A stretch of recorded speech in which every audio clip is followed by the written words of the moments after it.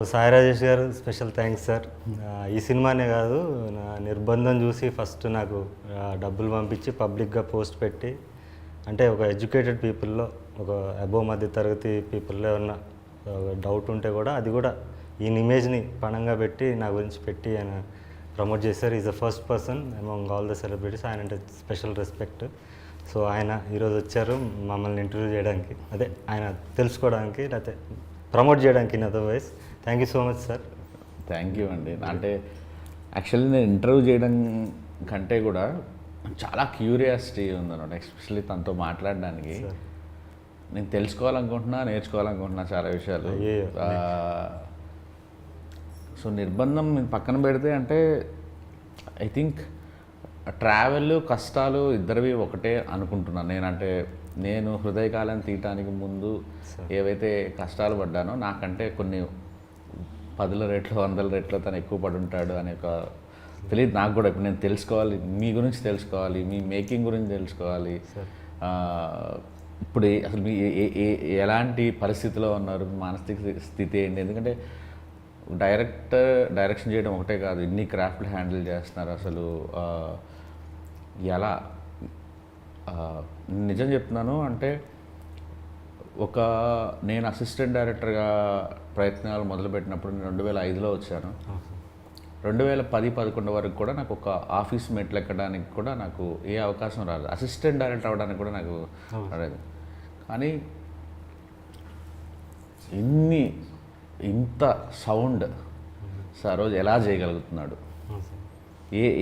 నాకు ఫస్ట్ కొద్దిగా అంటే కొత్త వాళ్ళకి, ఇప్పుడు అసలు మీ గురించి తెలియని వాళ్ళకి ఒక్కసారి మీరు మళ్ళీ చాలా ఇంటర్వ్యూలో చెప్పున్నా కూడా ఒక్కసారి చెప్పండి. అసలు అంటే ఎక్కడ మీ ప్రస్థానం మొదలైంది, ఎక్కడ మీ పేరు వినిపించడం మొదలైంది, దానికి ముందు పడిన ఒక చిన్న కష్టం ఏంటి?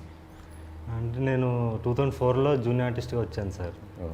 హీరో అవుదాం అనే ఒక డ్రీమ్లో వచ్చాను. వచ్చినప్పుడు చేశాను 2-3 చిన్న సినిమాలు చేశాను జూనియర్ ఆర్టిస్ట్గా, అంటే బ్యాక్గ్రౌండ్ ఆర్టిస్ట్గా.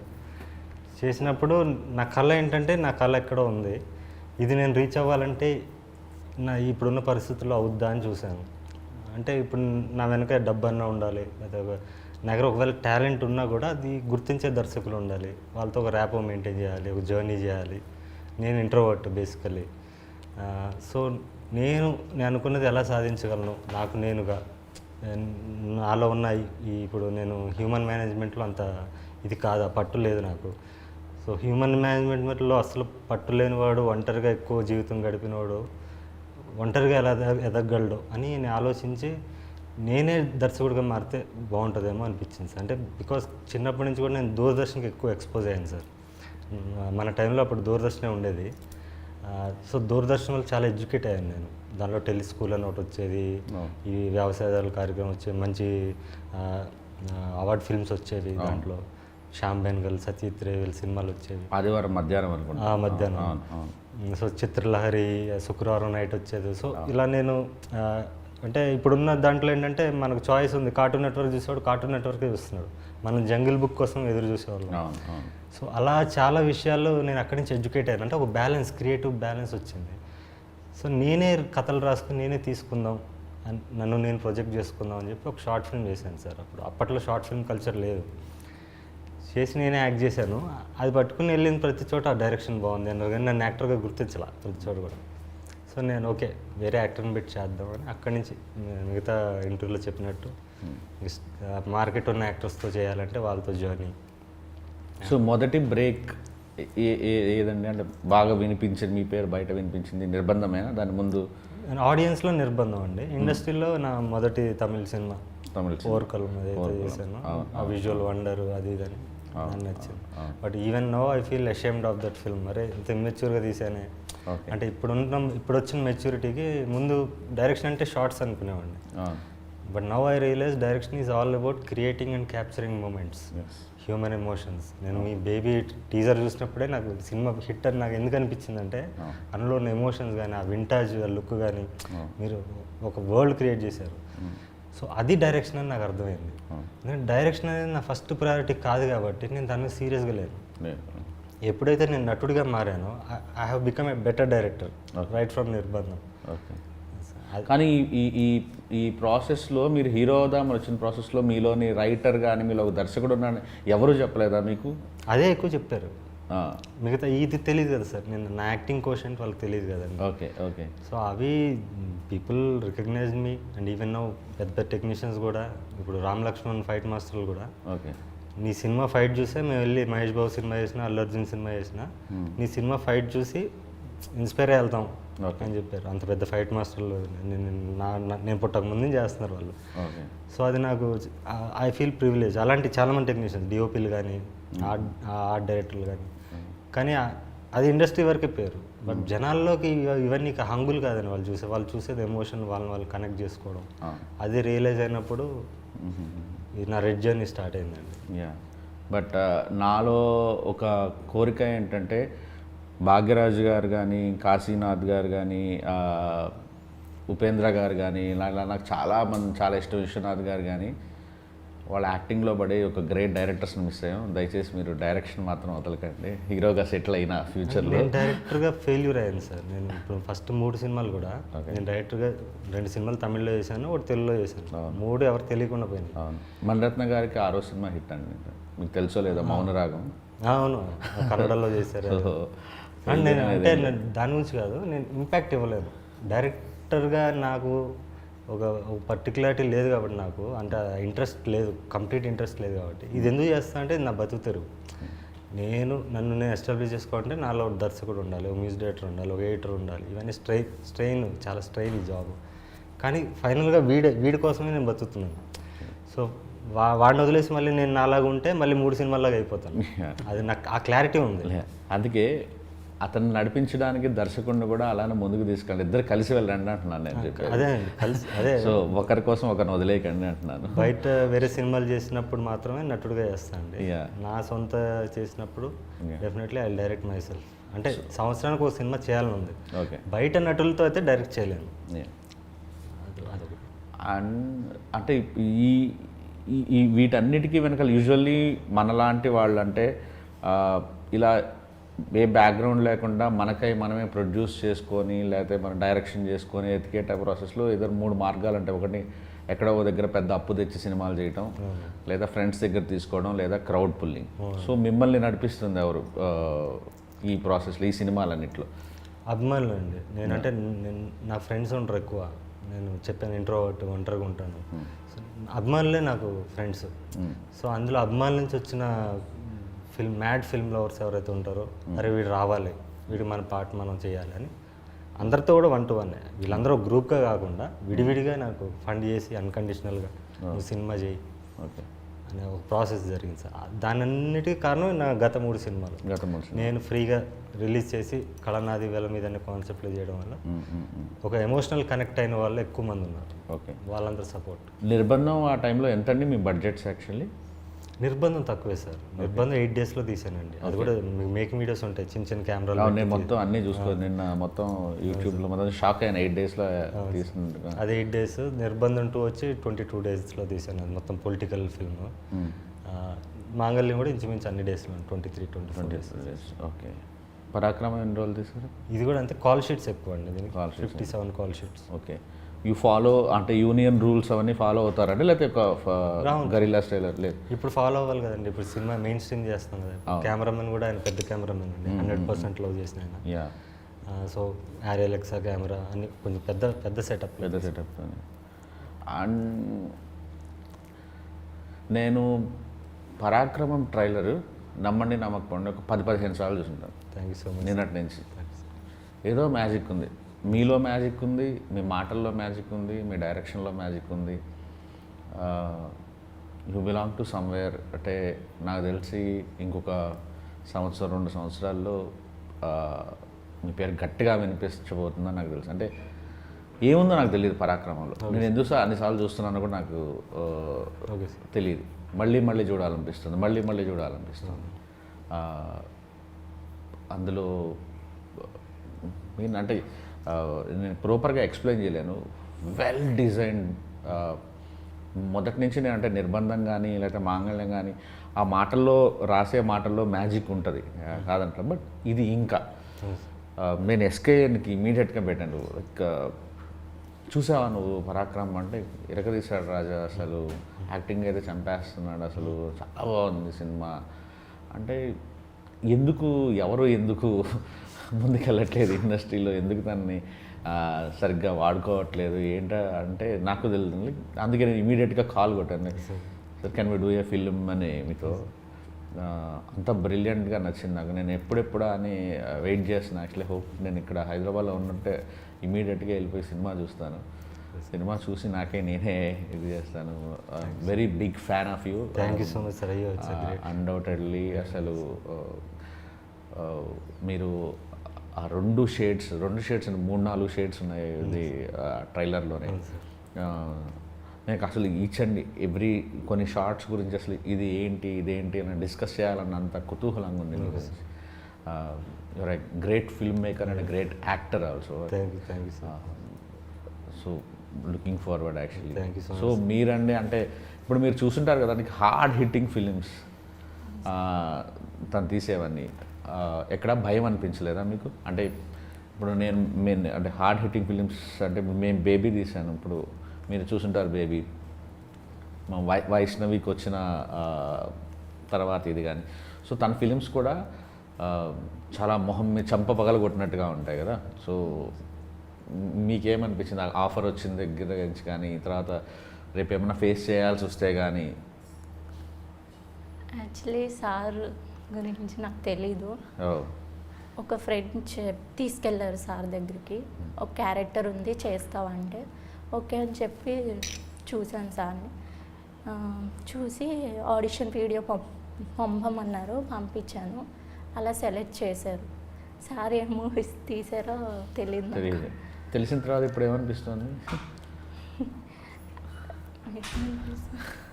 చూసాగా మంగళం తర్వాత ఏమనిపించిందని అడిగారు. భయం వేసిందా? భయం వేసిందంటే భయం లేదు. Your lucky actually. సో వీళ్ళు తర్వాత తెలుస్తుంది. సార్ నాకు మీ యాక్టింగ్ అంటే చాలా ఇష్టం. మనకి కామన్ ఫ్రెండ్స్ కూడా మనం చాలాసార్లు ఫోన్ మాట్లాడుకున్నాం. ఏంటి అసలు మీ ఇద్దరి మధ్య ఎందుకు ఇంత బాండింగ్? ప్రతి సినిమాలో మీరు లేకుండా ఎందుకు ఆయన సినిమాలు తీయట్లేదు? డబ్బులు ఏమైనా పెడుతున్నారు? సార్ గొప్పతనం అనుకోండి, నా అదృష్టం అనుకోండి. డబ్బులు నేనేం పెట్టట్లేదు సార్, డబ్బులు నేనేం పెట్టట్లేదు. నేను ఊరినే వచ్చేటప్పుడు మళ్ళీ ఒకసారి రివిజన్లా ఉంటుందని ఊరినే అలా కొన్ని చూసుకొని వచ్చానమాట. నిర్బంధం అన్నీ ఏంటి సార్ ఎందుకని ఆయనతోనే చాలా ఫస్ట్ నన్ను అంటే బాండింగ్ ఉందండి మా ఇద్దరి మధ్య. అంటే ఫస్ట్ ఆయన ఆడిషన్కి వచ్చారు. నేను నిర్బంధం ముందు ఒక సినిమా అనుకున్నాను, దానికి ఆడిషన్కి వస్తే ఈయన లుక్ నచ్చింది నాకు. ఆడిషన్ చూసా పర్ఫార్మెన్స్ చాలా బాగా చేశారు, రియలిస్టిక్గా చేశారు, ఈయన బాగుంటుంది అనుకున్నాను. తర్వాత ఆ సినిమా కరోనా వచ్చింది, ఫస్ట్ షెడ్యూల్ తర్వాత ఆపాను సార్. నిర్బంధం స్టార్ట్ చేసినప్పుడు నాకు అశోక్ అన్న క్యారెక్టర్ క్రియేట్ చేసినప్పుడు నాకు ఈయన గుర్తొచ్చారు. ఈయన గుర్తొచ్చాక చెప్పాను, ఇలా ఉంది సార్ ఒక క్యారెక్టర్ ఉంది, ఇలా రేపిస్ట్ క్యారెక్టర్ అది అని చెప్పారు. పైపైన చెప్పాను, నాకే తెలీదు ఐడియా నేను ఏం చేయబోతున్నాను. ఓకే సార్ చేద్దామన్నారు. వచ్చాము. ఆ ఫస్ట్ సీన్ అమ్మాయిని రేప్ చేసే సీన్ ఉంటుంది కదా సార్ అక్కడ, అది ఫస్ట్ డే. ఆయన ఒక అబ్జెక్షన్ పెట్టలేదు. ఆయన యాక్చువల్లీ ఒక రోడ్ కాంట్రాక్టర్, అబో మిడిల్ క్లాస్ ఫ్యామిలీ, 2 డాటర్స్ ఉన్నారు, ఎడ్యుకేటెడ్ ఫ్యామిలీ. వాళ్ళ అన్నయ్య వాళ్ళ తమ్ముడు కూడా డైరెక్టర్, కెమెరామెన్ కమ్ డైరెక్టర్ ఆయన. సో ఆయన ఎక్కడ అబ్జెక్షన్ పెట్టకుండా ఎక్కడ ఒక్క క్వశ్చన్ చేయలేదు, బ్లైండ్గా ఫాలో అయిపోయాడు ఆయన. అంటే ఆయన చూస్తేనే ఏదో అప్పటికి నేనేమి కాదు, అట్లీస్ట్ ఈ రోజు అంటే చిన్న ప్రొఫైల్ ఉంది, అప్పుడు ఏమి కానివ్వండి ఆయన ఇంత ఆరాధించి నమ్మేసి ముందుకు వచ్చారు అనేది అదొక ఉంది. అఫ్కోర్స్ ఆయన నమ్మిన దానికి ఆయన ప్రతిఫలం వచ్చింది, బట్ ఆ జెన్యూనిటీ నచ్చిందండి. సో ప్రతి సినిమాలో ఈయన ఉండాలి అనేది ఒకటి అయిపోయింది మైండ్లో. ప్రతి డైరెక్టర్కి మీలాంటి వాళ్ళు ఉండాలి సార్. యాక్చువల్లీ ఉన్నారు, నా లైఫ్లో కూడా అలా ఉన్నారు. నేను దీంట్లో అయితే ఆయన క్రియేట్ చేశాను. నేను యాక్చువల్లీ గెడ్డం కంటిన్యూటీ ఉంది, ఎవరితో సినిమా అన్నారు, చిరంజీవి సినిమా ఏదో. నేను చెప్తాను సార్. చెప్పండి. అదే సార్ ఒకసారి ఫోన్ చేసి ఇట్లా సినిమాలో ఒక పోలీస్ క్యారెక్టర్ అనుకుంటున్నాను అన్నారు. అన్న తర్వాత నేను వేరే మూవీ ఒకటి పీపుల్స్ మీడియా వాళ్ళది అనుకుంటే అది వెబ్ సిరీస్ స్టార్ట్ అవుతుంది అని చెప్పి వాళ్ళు ఓ లుక్ కూడా పంపించారు సార్. అంటే గడ్డం కొంచెం ఎక్కువ ఉంటుంది, ఆ గడ్డం పెంచండి, ఒక 2-3 months పెంచండి, పెంచిన తర్వాత స్టార్ట్ చేద్దామని అన్నారు. ఆ టైంలో సార్ ఫోన్ చేస్తే సార్ ఇట్లా మరి గడ్డం ఉంది సార్, వేరే మూవీ ఇట్లా ఒకటి అంటే వెబ్ సిరీస్ ఒకటి ఆఫర్ వచ్చింది. లేదు సార్ మీరు వదులుకోకండి, నేను వేరే ఆప్షన్ చూసుకుంటానని అన్నారు. పెట్టేశారు ఫోన్. నాకు ఒకటే ఆలోచన, అరే ఇది మిస్ అవుతుంది అని ఆలోచన ఉంది నాకు లోపల. తర్వాత కరెక్ట్గా 2 రోజులకు మళ్ళీ ఫోన్ చేశారు. ఫోన్ చేసి సరే ఏం కాదు, నేను క్యారెక్టర్ మారుస్తున్నా, పోలీస్ క్యారెక్టర్ గడ్డంతో సిక్ పోలీస్ క్యారెక్టర్ చేసేద్దాం దాన్ని అంటే నాకు అసలు ఎంత సంతోషమైందంటే, అంటే నా కొరకు ఒక క్యారెక్టర్ మార్చేసిండ్రు అంటే అది చాలా నేను గొప్పగా ఫీల్ అయినా సార్. అంటే నాకు నేను గొప్పగా ఫీల్ అయినా అసలు.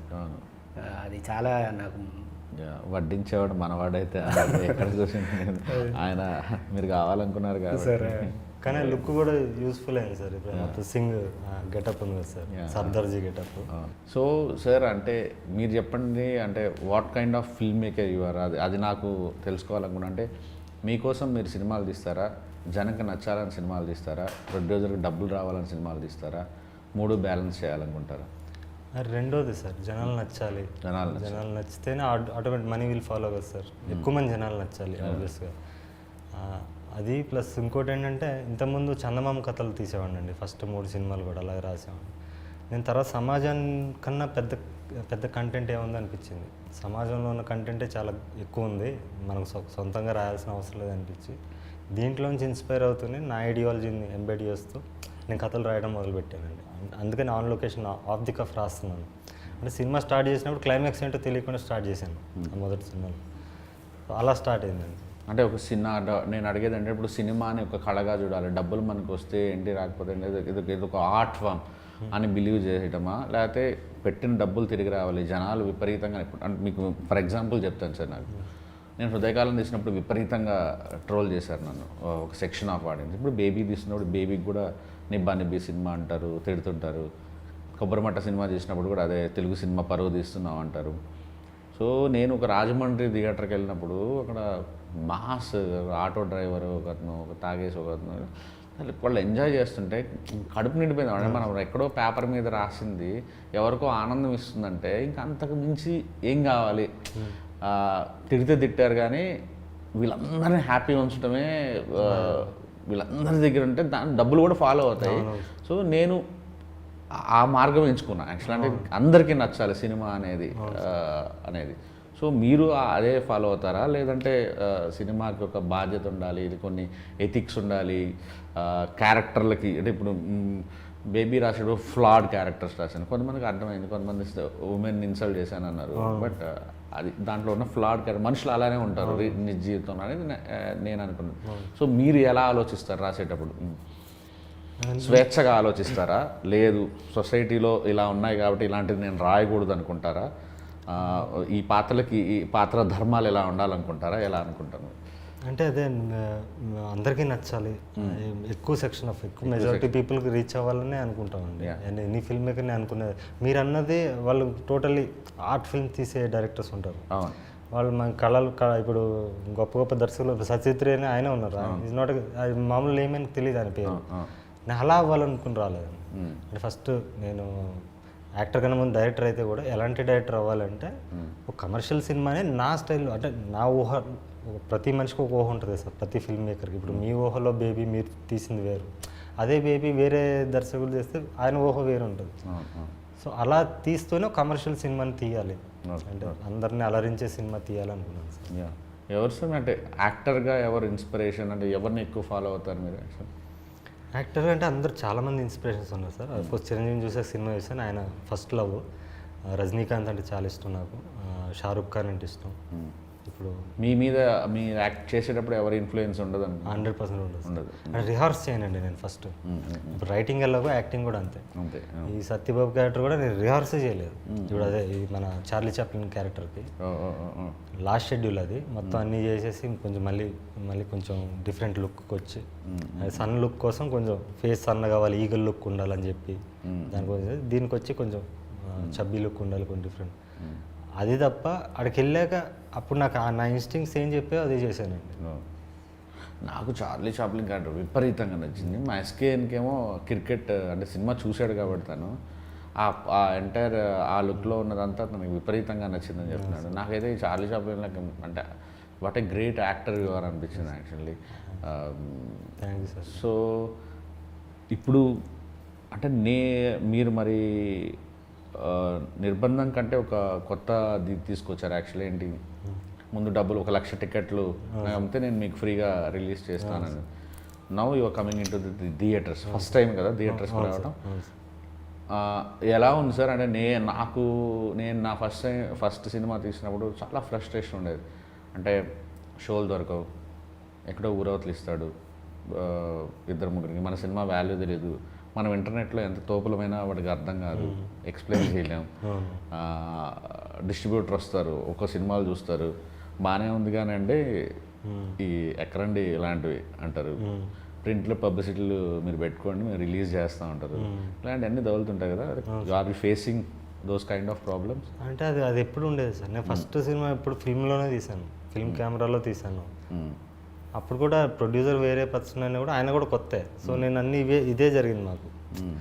సో దానిదేం తప్పలేదంటాను. ఇప్పుడు వాళ్ళకి డిస్ట్రిబ్యూటర్స్ కానీ ఎగ్జిబిటర్స్ కానీ వాళ్ళు మార్కెట్లో ఎవరు ఉన్నారని చూస్తారు, వాళ్ళు ప్రజల్లోకి వెళ్ళి సర్వే చేయలేరు కదా సార్, అంత టైం ఉండదు వాళ్ళకి, వాళ్ళు ఇప్పుడు ఉన్న బిజినెస్ దీంట్లో.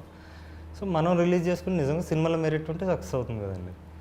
లేదు మెరిట్ అవ్వలేదు, లేకపోతే రీచ్ అవ్వలేదు, మనం అట్లీస్ట్ మనం ఒక స్టాంప్ వేస్తాం కదా. ఇప్పుడు నిజంగా మనల్ని అంతమంది అభిమానిస్తే పక్క ఊర్లో ఉన్నా కూడా వచ్చి చూస్తాడు మన కోసం. అలాంటి సినిమా తీయాలి, అలాంటి కంటెంట్ ఇవ్వాలి, వాళ్ళని ఎక్సైట్ చేయాలి. ఒక ట్రైలర్ అనేది ముఖ చిత్రం అండి దేనికన్నా.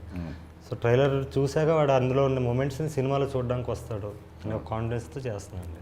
సో ఇప్పుడు పరాక్రమకి మీకు రిలీజ్ అంతా స్మూత్గా ఉంది? అవును సార్. అసలు ఎటువంటి డిస్ట్రిబ్యూషన్ సైడ్ కానీ ఎగ్జిబిషన్ సైడ్ కానీ ఎటువంటి లేదు, ఎస్కేఎన్ గారు ఉన్నారు వెనక, ఆ ప్రాబ్లం లేదు. హ్యాపీ. ఎస్కేఎన్ గారు ఉంటే ఇంకా పెద్ద తలకాయ అన్నట్టు యాక్చువల్లీ. అండ్ ఐ థింక్ ఇలాంటి ఫిలిం అందులో నా ఫేవరెట్ డేట్ రోజు రిలీజ్ అవుతుంది, మా బాస్ బర్త్డే రోజు కదా అది. అండ్ సో నాకు ఒక్కసారి పరాక్రమం ఎందుకు చూడాలి? ప్రతి మనిషి కామన్ మ్యాన్ అంటే నేను అంటే నాలా బతికేయడం ఈజీ సార్. ఒక ఫోకస్ ఉండి ఒక ఇది ఉండి దానికోసం బతకడం ఈజీ. ఒక కామన్ మ్యాన్ అనేవాడు వాడు ఎన్నో కాంప్రమైజెస్, వాడు డ్రీమ్స్ని కంట్రోల్ చేసుకుని ఫ్యామిలీ కోసం ఇంకేదో బాండింగ్ కోసం బతుకుతుంటాడు. వాడు రోజు ఎంతోమందిని ఫేస్ చేస్తుంటాడు. వాడిని ద్వేషించేవాడు ఉండొచ్చు, వాడిని కామెంట్ చేసి ఒక బాస్ ఉండొచ్చు, వాడిని ప్రేమించి మోసం చేసిన వాళ్ళు ఉండొచ్చు, గెలిచిన ప్రేమ ఉంటుంది, ఓడిపోయిన ప్రేమ ఉంటుంది, గోతులు తగ్గడం ఉంటుంది, ఇలా రకరకాల క్యారెక్టర్స్ వాడి చుట్టుపక్కలే ఉంటారు. వీళ్ళందరినీ దాటుకుని వాడు జీవిస్తుంటాడు, లీడ్ చేస్తుంటాడు. కానీ వాడు ఊహలో మాత్రం వాడిని ఒక హీరోగా ఊహించుకుంటాడు, వీళ్ళందరినీ ఎలా కొట్టాలి, ఎలా తన్నాలి, ఎలా చేయాలనుకుంటాడు. సో అదంతా నేను సినిమాలో చూపించాలనిపించింది. సో లోవరాజ్ అనే మళ్ళీ కామన్ మ్యాన్కి ఏముంటుందంటే పుష్ప, కేజీఎఫ్ లాంటి సినిమాలు చూసి ఎంజాయ్ చేస్తారు, కానీ నేను వాళ్ళగా అవ్వాలనుకోరు. ఎందుకంటే క్రిమినల్ అవ్వాలనుకోరు ఎవరు. జైలు అంటే భయం, లేకపోతే రక్తపాతం ఇలాంటివి చేయకుండా మనం హీరో అవ్వాలనుకుంటారు. సో ఇందులో లోవరాజు రక్తపాతం చేయడు, క్రైమ్ చేయడు, ఏం చేయకుండా హీరో అవుతాడు. అంటే నేను ఒక 100 రూపాయలు పెట్టి టికెట్ కొనిపిస్తే నన్ను నవ్విస్తారా, ఏడిపిస్తున్నారా, రకరకాలుగా ఏ కైండ్ ఆఫ్ ఎమోషన్లోంచి నాకు హై ఇవ్వబోతున్నాను మీరు? అన్నీ ఉంటాయి సార్. అండ్ ప్రేమ ఉంటుంది, అదే మీరు అన్న వినోదం ఉంటుంది, యాక్షన్ ఉంటుంది, నటన ఉంటుంది. మెయిన్ నటన అండి. నటన కోసం ఖచ్చితంగా సినిమాని నటనే తీసుకెళ్తుందని నా ఫీలింగ్. నేను అదే అనుకున్నాను. బట్ అన్ని క్రాఫ్ట్లు అమేజింగ్ ఉన్నాయి, బ్యాక్గ్రౌండ్ స్కోర్, ఎవ్రీథింగ్, యాక్టింగ్ దగ్గర నుంచి మ్యూజిక్ కానీ కెమెరా వర్క్ కానీ ఎవ్రీథింగ్ ఈజ్ సో గుడ్. నాకైతే ఈ సినిమా ఆడాలని మనస్ఫూర్తిగా నా ఇంటర్వ్యూలు చేసుకోవడానికి నేను భయపడతాను, అలాంటి వచ్చి కూర్చొని చేస్తున్నారంటే నాకు అలా అనిపించింది. హార్ట్ఫుల్గా విష్ చేస్తున్నాను సార్ ముగ్గురికి, ఆల్ ది బెస్ట్. ముగ్గురికి కెరీర్ సెటిల్ అవ్వాలి, మీరు పెద్ద స్టార్ అవ్వాలి, గ్రేట్ డైరెక్టర్ కూడా అవ్వాలి. Thank you sir. అందరికీ మెచ్చే రైటర్ కూడా అవ్వాలి. నాకు డైలాగులు మీ మాటలు రాసే పద్ధతి చాలా చాలా చాలా నచ్చింది. Good luck sir, good luck. Thank you so much. Thank you.